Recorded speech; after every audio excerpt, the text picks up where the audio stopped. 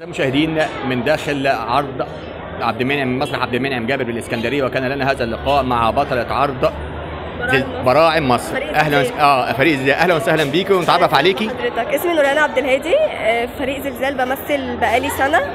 عملت كذا مسرحيه وكنت دايما باخد ادوار تراجيدي زي كده، وكنت دايما بكسر الدنيا يعني. بس النهارده بقى احسن من الادوار اللي فاتت اللي انا عملتها. طب كلمينا بقى عن دور حضرتك النهارده في المسرحيه.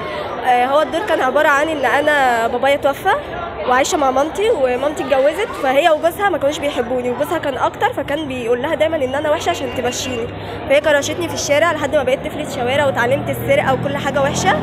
بس فافتكرت ابويا قوي، وان هو الوحيد اللي كان حنين عليا، فاتاثرت جامد بيه فقعدت اتكلم عنه بقى. كنت عايزين توصلوا رساله، ايه الرساله اللي كنت عايزه توصليها للمشاهد؟ ان اي ام في الدنيا ما تستغناش عن عيالها، تحافظ عليهم، تهتم بيهم، لان هي ما فيش حد اغلى في حياتها من اولادهم، وان هم ما يخلوهمش يوصلوا للحاله اللي احنا وصلنا لها، لان اولادهم ما يستاهلوش كده يعني.